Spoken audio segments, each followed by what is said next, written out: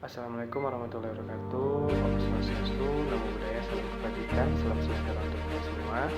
Izin Bapak, izin Ibu, perkenalkan saya Julio Robert dari instansi Badan Nasional Pencarian dan Pertolongan yang bertempat di unit kerja Kantor Pencarian dan Pertolongan Kota Padang. Izin Bapak Ibu untuk saat ini dalam tugas latihan dasar calon pegawai negeri sipil tahun 2025 agenda 1 pembelajaran mengenai isu kontemporer. Pada kesempatan kali ini izinkanlah saya untuk menyampaikan beberapa tanggapan ataupun jawaban atas tugas yang diberikan, yaitu mengenai isu analisis isu di instansi.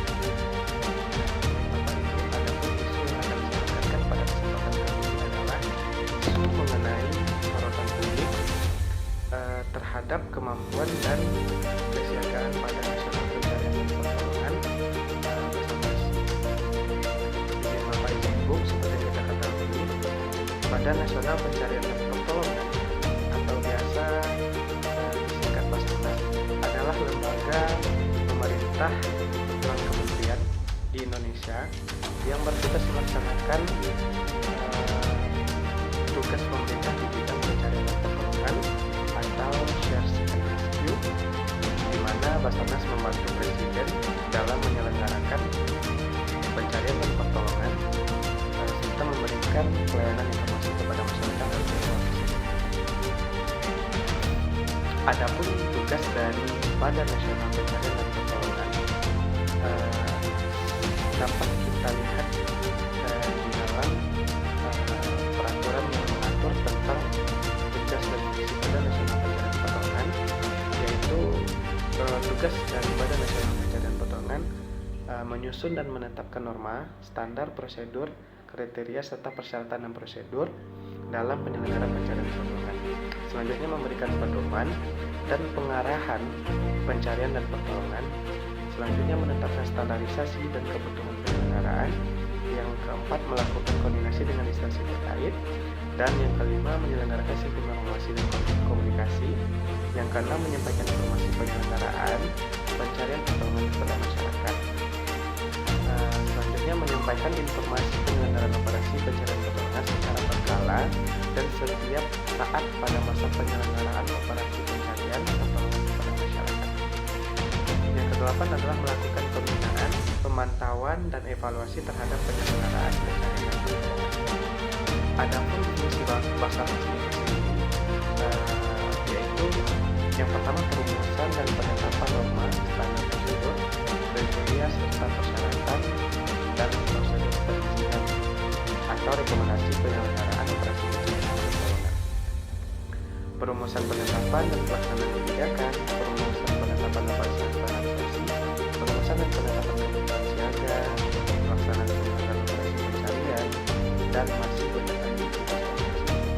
Adapun wewenang Basarnas yaitu mengarahkan personil dan peralatan yang dibutuhkan dari Tentara Nasional Indonesia dan Kepolisian Republik Indonesia untuk melaksanakan operasi pencarian pertolongan sesuai dengan ketentuan perundang-undangan yang berlaku. Yang kedua itu meminta informasi kepada setiap orang yang memiliki potensi pencarian dan pertolongan.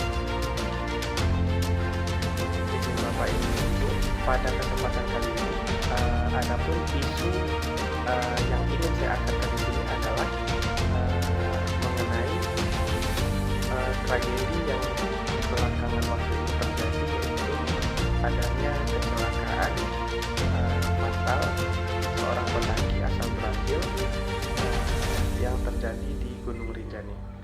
Pada tanggal 21 Juni 2025 kemarin, seorang pendaki asal Brazil, Juliana Martins, usia 26 tahun, mengalami kecelakaan fatal saat mendaki Gunung Rinjani, Nusa Tenggara Barat. Korban dilaporkan terjatuh ke jurang sedalam sekitar 600 meter setelah kehilangan pijakan di jalur sempit dan curam. Tim SAR yang dipimpin oleh Basarnas menghadapi tantangan berat dalam proses pencarian dan evakuasi karena faktor cuaca ekstrim dan medan keterbatasan alam.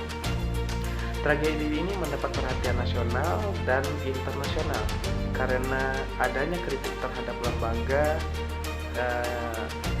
yang lambat merespon dan kurangnya transparansi informasi dari pihak Basarnas dan pemangku kepentingan lain. Nah, inilah isu yang ingin saya angkat pada kesempatan kali ini. Penyebab isu itu tidak terjadi. Faktor yang pertama yaitu penyebab isu itu bisa terjadi adalah faktor teknis dan lingkungan. Adapun penyebab isu atau permasalahan itu terjadi, adapun isu yang kita bahas adalah bagaimana pandangan publik terhadap Badan Nasional Pencarian dan Pertolongan. Faktor teknis dan lingkungan. Nah, faktor penyebab dari munculnya isu ataupun permasalahan ini adalah salah satunya faktor teknis dan lingkungan. Yang kedua, faktor organisasi dan prosedur, di mana setiap instansi memiliki standar operasional, ya, di mana tentunya harus disesuaikan dengan keadaan ataupun kejadian yang sedang terjadi. Selanjutnya adalah faktor manusia. Adapun dampak dari permasalahan ini adalah kehilangannya nyawa dari salah satu ataupun dari seseorang korban yang dievakuasi beberapa hari kemudian dalam beberapa jam. Adapun dampak yang kedua adalah kritik internasional. Keluarga korban dan media internasional mempertanyakan kesigapan dan profesionalisme dari sistem SAR di Indonesia. Yang dimana poin kritik internasional adalah citra Basarnas sebagai Badan Nasional Pencarian dan Pertolongan Indonesia itu dipertaruhkan. Selanjutnya adalah gangguan pariwisata dan alam. Dampak dari kejadian ini bisa berdampak pada sistem pariwisata yang ada di Indonesia. Selanjutnya adalah sorotan kebijakan. Sorotan kebijakan ini dapat kita lihat dari DPR RI dan kementerian terkait mendesak evaluasi menyeluruh terhadap SOP, pendakian, dan prosedur SAR nasional.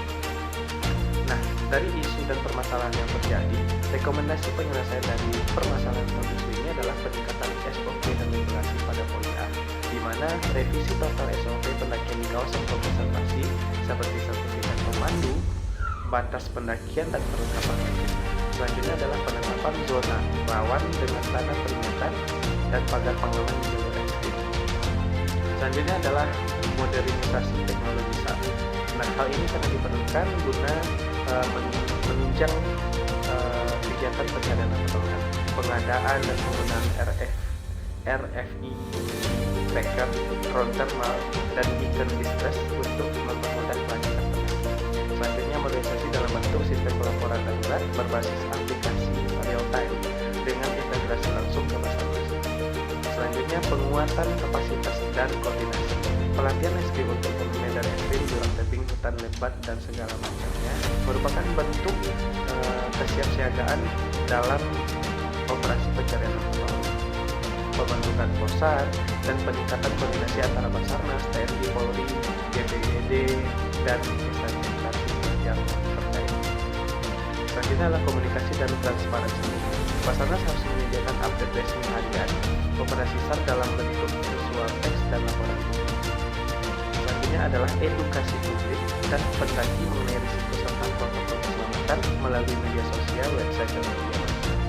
Selanjutnya adalah kampanye keselamatan pendakian, program nasional berupa pendakian aman yang mewajibkan orientasi keselamatan sebelum mendaki, dan penegakan aturan ketat terhadap operator wisata tidak bersertifikat atau ilegal. Nah, kesimpulan dari permasalahan atau isu yang terjadi adalah tragedi di Gunung Rinjani, khususnya meninggalnya pendaki asal Brazil Juliana Marins, menjadi pengingat akan pentingnya persiapan dan kesadaran akan bahaya di alam. Peristiwa ini menyoroti perlunya peningkatan standar keselamatan, pelatihan mitigasi risiko, dan komunikasi yang efektif antara pendaki, pemandu, dan pihak yang berwenang. Tragedi Rinjani bukan hanya kecelakaan individu, tetapi mencerminkan perlunya reformasi struktural dan operasional dalam sistem keselamatan pendaki dan SAR di Indonesia. Momentum ini harus dimanfaatkan oleh Basarnas dan pemerintah untuk mengadopsi teknologi mutakhir, memperluas sinergi antar lembaga, dan menjadikan keselamatan wisatawan sebagai prioritas utama dalam pengelolaan wisata di Indonesia. Nah, kesimpulan yang mendasar dari hal isu ini adalah bagaimana saat ini informasi publik yang dapat kita akses itu berbagai macam bentuk. Jadi harusnya pihak dari instansi ini lebih memprioritaskan bagaimana publik dapat mengetahui proses baik itu SOP, proses yang terjadi di lapangan, agar tidak adanya isu-isu ataupun permasalahan yang menjadi tolak ukur bagaimana kurangnya kesiapsiagaan dan operasi yang dilakukan oleh Badan Nasional Pencegahan Indonesia. Baik Bapak Ibu, sekian yang dapat saya sampaikan pada kesempatan hari ini. Terlebih dan kurangnya ataupun ada kesalahan dalam penyampaian, saya mohon maaf. Akhir kata, Assalamualaikum warahmatullahi wabarakatuh. Family Afif Nam Jagat Samadram.